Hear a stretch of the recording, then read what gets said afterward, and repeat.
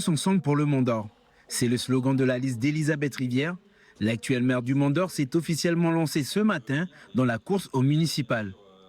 Une candidate sans étiquette qui mise sur le vivre ensemble et une méthode de terrain.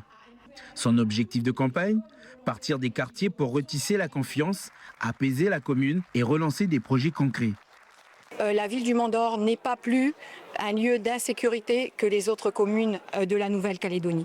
Alors bien sûr que la sécurité fait partie d'un de nos axes, mais comme je vous l'ai dit, nous allons travailler à partir des quartiers de la ville du Mont d'Or pour décliner l'ensemble de nos axes, notamment la sécurité, notamment tout ce qui touche à nos jeunes, à nos enfants pour les écoles, tout ce qui va toucher à la vie associative, tout ce qui va toucher au secteur économique avec tout le développement qu'on peut faire sur cette commune et aussi sur tout ce qui touche à l'environnement et à notre cadre de vie. Eh bien, nous allons travailler avec les habitants du Mont d'Or en confiance, en respect pour qu'on décline sur chaque quartier les besoins par rapport à ces axes parce que chaque quartier sont différents et ils ont besoin que l'on travaille par rapport aux besoins des quartiers et aux besoins des populations qui y résident. Vous et je vais répondre aux questions. Le docteur, il t'avait fait tester un médicament là pour un mois.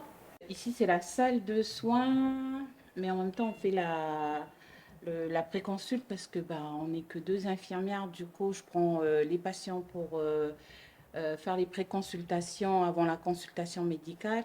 Et en même temps, s'il y a des soins, je fais des soins. Parce que ma collègue, en ce moment, elle fait les prises de sang.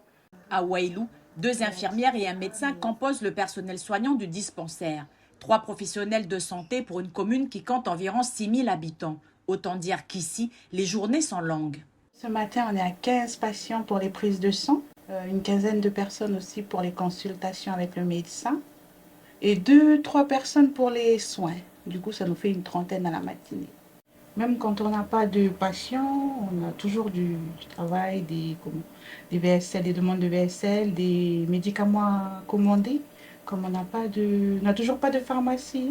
Autre contrainte, la commune est sans pharmacie. Alors pour certains patients, le dispensaire se charge de faire venir les médicaments de Bourail. Une tâche qui se rajoute aux nombreuses missions de l'équipe. Mais face à l'adversité, le personnel se montre solidaire. C'est vrai qu'on a toujours du monde, parce qu'on est une grande commune. Après, pour s'organiser, ce qui est bien, parce que des fois, notre chef elle vient nous aider. Il y a des moments, par exemple, quand on est seul et qu'une infirmière elle doit s'absenter, puisqu'on n'est que deux. On fait une coupure, on met en place les prises de sang entre de 7h30 à 10h. Et après, le reste du temps, c'est les soins. Et c'est trop long déjà, là, on vient pour la prise de sang, là, presque 10 heures. Vous savez un peu pourquoi c'est lent Ils sont pas beaucoup, quoi.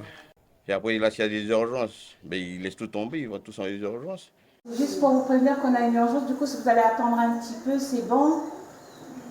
Désolée, merci. Les consultations sont mises en attente pour gérer ces urgences parfois vitales. Le temps est comme suspendu et dans la salle d'attente, on s'occupe comme on peut. Après de longues minutes à être concentré sur un cas urgent, le cours de la journée peut reprendre. Je vais poser un peu la tête. Ok. Oh, on est bon. À Wailou, la population est contente de voir un médecin au dispensaire après 2 ans de téléconsultation. Une présence que certains souhaitent préserver. Alors moi, j'ai envie d'interpeller les jeunes aussi pour le dispensaire. Arrêtez de voler. Et puis en gros, j'interpelle qui? Les autorités coutumières, les grands coutumiers ainsi que les chefs de clan. Il y a du travail à faire à la maison. C'est pour nous tous la population. Prenez des sanctions. Un gosse qui vole une voiture et qui vole au dispensaire, le chef de clan, il fait son travail, les autorités coutumières aussi, je vous interpelle, faites quelque chose. Expulsez-les ou je ne sais quoi, mais réagissez. On est fatigué d'être comme ça, de vivre comme ça. Pardon si mes mots sont un peu, mais voilà, j'avais besoin de m'exprimer. Installé depuis 8 mois maintenant, Jean-Claude Majambéré est le premier médecin d'origine étrangère, hors Union européenne, à prendre fonction en province Nord. Une loi du pays permet, depuis juillet 2023, d'embaucher des soignants étrangers. Un moyen de pallier la pénurie de professionnels de santé. Pour chaque professionnel, ce qui prime, c'est les conditions de travail. Nous, on a regardé les conditions de travail. En tout cas, la Nouvelle-Calédonie, c'est un pays qui offre de bonnes conditions de travail pour les médecins. Les logements, les salaires, c'est bien. Et puis aussi le plateau technique aussi du dispensaire, c'est bien. Donc, toutes ces conditions-là, s'ils sont remplies, ça nous permet d'exercer pleinement. Si les conditions de travail semblent satisfaire le médecin, l'équipe souhaite renforcer ses rangs. Pour fonctionner au mieux, il faudrait ici 4 infirmiers et 2 médecins. Pour l'heure, la province Nord continue ses efforts pour pallier à ce désert médical. Nous avons envoyé en formation des IPA, des infirmiers en pratique avancée, qui ont la possibilité, bon, peut-être pas dans l'immédiat parce que les textes sont encore en train de se mettre en place, de pouvoir faire des actes, certains actes qui sont essentiellement faits par des médecins. Donc ça aussi, c'est vraiment un dispositif pour pallier. Et bien sûr, au niveau de l'investissement, c'est au niveau de la télémédecine, aujourd'hui, tous nos dispensaires sont équipés en matériel de téléconsultation qui nous permet de pouvoir aller dans les tribus également pour faire du suivi. Le dispensaire de Wailou est le premier CMS de la province Nord à accueillir une infirmière en pratique avancée.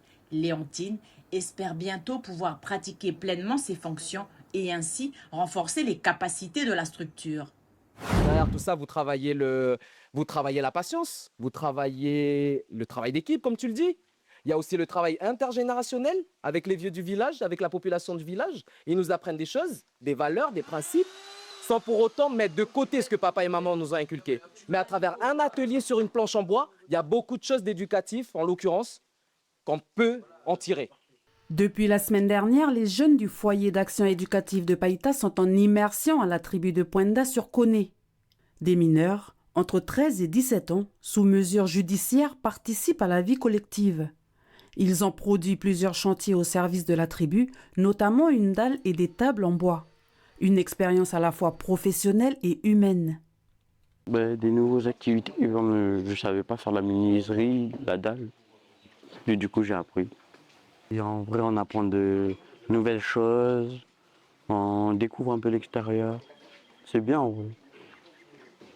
Ça change d'être toujours enfermé au foyer.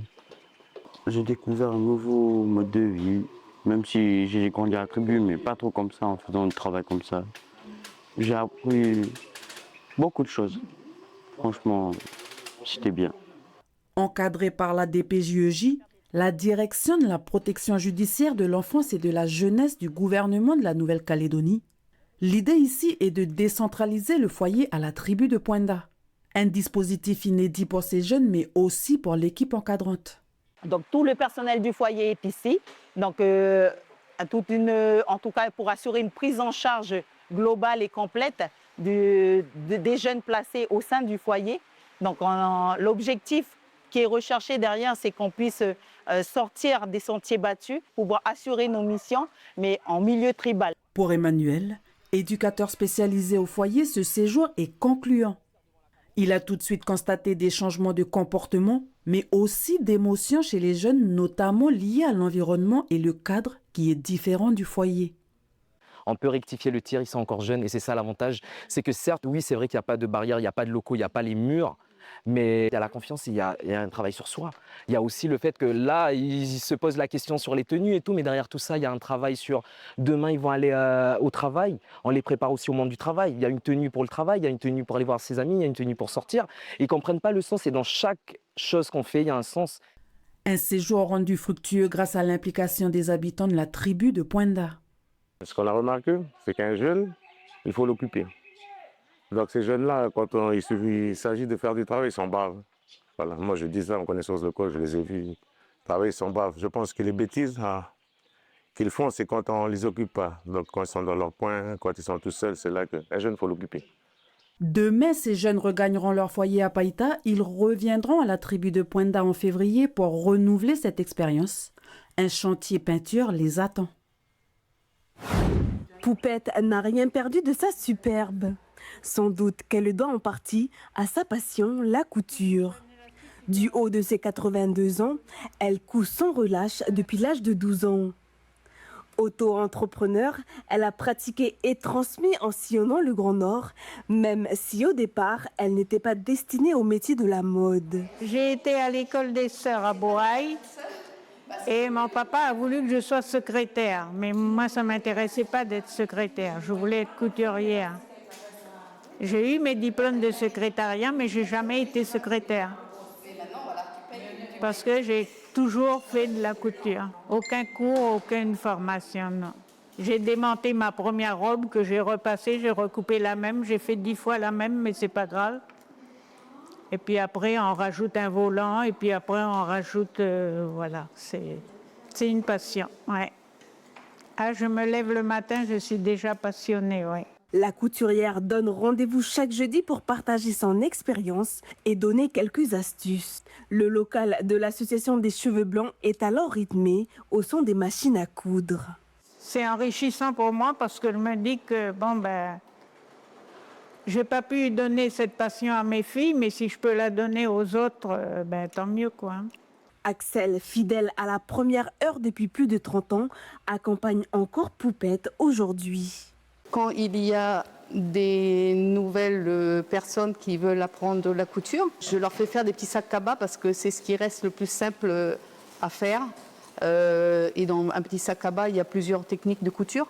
C'est important que chaque maman soit autonome au niveau couture, qu'elle puisse faire des vêtements pour leurs enfants ou faire des réparations de vêtements. Betty est en train de coudre une gigoteuse et Poupette est de bons conseils pour se perfectionner. Alors, ce que je suis venue chercher, c'est l'expérience et le savoir-faire parce que la couture, je ne connaissais pas. Les explications sont simples. Donc, si elle nous montre une fois, on commence à monter le patron ou à coudre. Et après, déjà, tu commences, tu faufiles. La première chose, elle nous dit, tu faufiles. Et après, on y va. Tant qu'elle le pourra, Poupette aura à cœur de transmettre son expérience de la couture. En attendant, elle vous attend avec votre machine à coudre et vos tissus les jeudis après-midi pour des cours gratuits.